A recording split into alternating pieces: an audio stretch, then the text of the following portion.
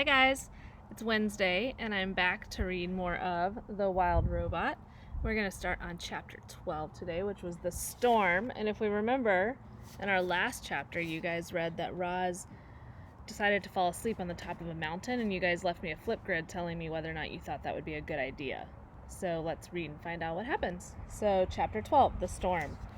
Roz felt safe up on the mountaintop. She spent the next few days and nights perched up on the peak. But everything changed one afternoon when a low-flying cloud crept up the mountain and Roz found herself surrounded by white. When the world faded back into view, she noticed more clouds floating south past the island. Then she heard a deep rumble behind her.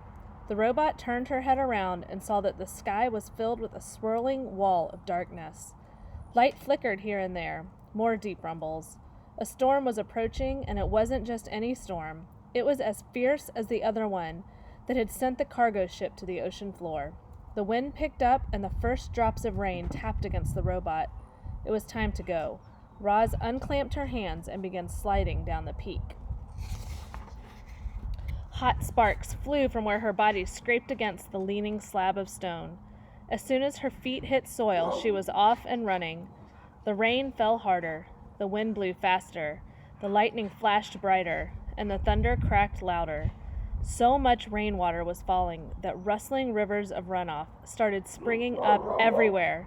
Roz splashed down the mountain, searching through the gloom for any kind of shelter.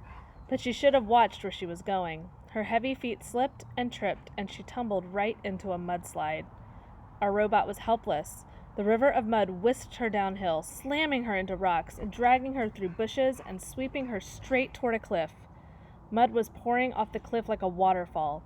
Roz frantically clawed at the ground, grasping for anything she could hold on to, but the flow only carried her faster toward the edge. And just as she thought she was about to plunge over the side, she came to a hard, sudden stop. Mud surged around her, spraying into her face and pinning her against some solid thing. She blindly felt with her hands and recognized the thick roots and trunk of a pine tree. In an instant, she was pulling herself up into the branches. The wind whipped across the mountainside, and Roz heard the familiar thunk of pine cones pelting her body. But she didn't mind them. She was just happy to be safe from the mud flow. The robot locked her arms and legs around the tree and waited for the storm to blow over. So the next chapter is called The Aftermath. And the word aftermath usually means what happens after something really bad. So like after a big storm, what happens after that is called the aftermath. So this is what happens after the storm. Daybreak and the storm had passed, but the sounds of water were everywhere. The air was filled with the dripping sounds of mountain runoff and the sloshing sounds of flooded streams. And then came a very different sound. It was the clanging sound made when a robot slips on a wet rock. There were quite a few clangs that morning. As Roz worked her way down the hill, she scanned the aftermath of the storm. Giant mounds of mud and debris had formed below the cliffs. The island's central river had crested its banks and spilled into the nearby fields and forests. Some trees had been uprooted. Others were submerged, their upper branches barely poking above the floodwaters, their lower branches swarming with fish instead of birds. After such a storm, you might expect to see animal corpses scattered among the devastation, but the animals seemed to have survived just fine. Somehow they had known the storm was coming, and they had found shelter long before it rolled in. Lowland creatures who had sought refuge on higher ground were waiting patiently for the water to recede. Deer were wading through the flooded fields. Beavers were busily collecting a trove of fallen branches. Geese honked in the sky before splashing down into a watery section of the forest. Clearly, the animals were experts at survival. Clearly, the robot was not. Roz was crusted with mud and grit, so she gave herself another good cleaning, but that only revealed her dents and scratches. They were really starting to add up. She hardly resembled the perfect robot who had appeared on the shore just a week earlier. The wilderness was taking a toll on poor Roz, so she felt something like relief when she spotted the quiet hole in the side of the mountain. It looked like a safe place for a robot. She stomped across the hillside and up to the cave, but never stopped to wonder what might be lurking within. So this chapter is called The Bears. And here's a picture. I can kind of make a prediction based on this picture. I see two bears chasing Roz over here. So I think she's probably going to run into a couple of bears. Roz stomped into the cave, and then she stomped right back out. "Please stay away," said the robot to the two bears, who were now nipping at her heels. You see, when Roz stomped into the cave, she accidentally woke a brother and sister bear from their morning nap, which is never a good idea. And to make matters worse, bears have an instinct that drives them to attack when a creature runs away, especially if the creature running away is a mysterious, sparkling monster. So as the startled bears watched Roz stomping out of the cave, they really had no choice at all. They simply had to take up the chase. Roz tried her best to outrun the bears. She leaped over rocks and wove through trees and stomped across mountainsides at full speed. But the bears were young and strong and fast, and the robot still had so much to learn about moving through the wilderness. She never even saw the tree root.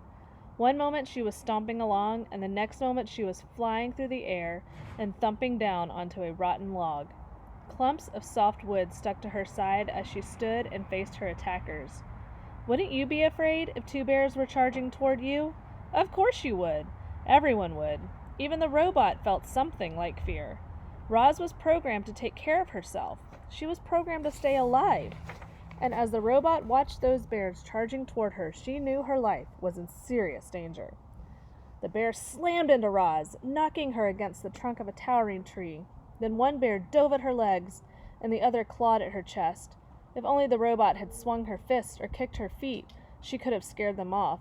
One good bop in the nose would have sent them running. But the robot's programming would not allow her to be violent. Clearly, Roz was not designed to fight bears. Powerful jaws chomped her arms. Sharp claws slashed her face. A massive head rammed her chest. "Please stay away," said the robot. "Roar," said the sister bear. "Grrr," said the brother bear. And then the bears went in for the kill. But the robot had vanished. And chapter 15 is called The Escape. Using all the strength in her legs, Roz jumped straight up, high into the air, and landed on a tree branch overhead. The tree shook with the sudden weight of the robot, and then thunk-thunk. Two pine cones bounced off Roz, and a moment later, thunk-thunk, the same pine cones bounced off the bears below. The bears grunted with annoyance. This gave Roz an idea. The robot's programming stopped her from being violent, but nothing stopped her from being annoying. So Roz plucked pine cones from the nearby branches and lobbed them down at the bears. Thunk, thunk, thunk, thunk. Each pine cone bounced off its target with annoying accuracy and whipped the young bears into a frizzy. "Roar," said the sister bear. "Grrr," said the brother bears. "I do not understand you, bears," said the robot. Roz was about to unload a whole armful of annoying pine cones when a distant roar echoed through the forest. Back at the cave, the mother bear was calling for these two, and she did not sound happy. The young bears looked at each other. They knew they were in trouble. But before lumbering home, they glared up at Roz and snorted one last time.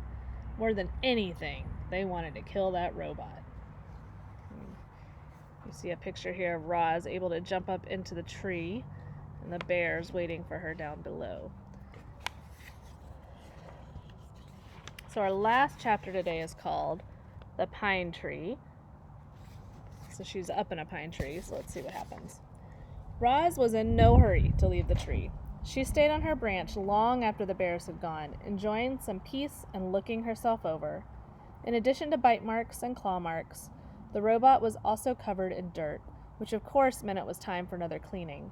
She was making good progress when she felt something sticky on her arm. The problem with sitting in a pine tree is that eventually the tree's sticky resin will find you. It always does. And it found Roz. The robot scrubbed and scraped the resin, and soon her fingers were completely coated in the sticky stuff. Then it was all over her arms and her legs and her torso, and things were about to get even messier. A robin swooped into the tree and began screeching and fluttering around Roz. The bird had recently finished building herself a new nest.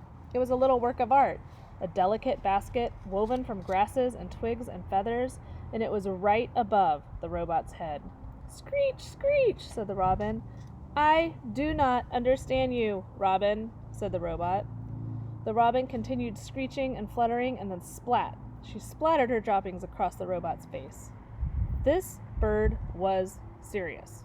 So Roz scooted away, farther out on the branch, until she heard a quick, sharp crack. Before Roz knew what was happening, the tree branch snapped under her weight, and she went crashing to the forest floor. She hit the ground hard and lay there as broken branches and pine cones and needles showered down on top of her. There was another splat, and then quiet returned to the forest.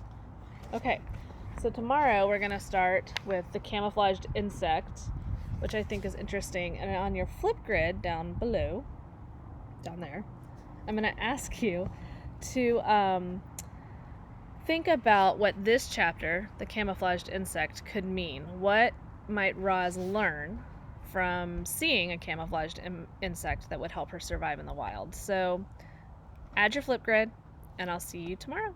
Bye, guys.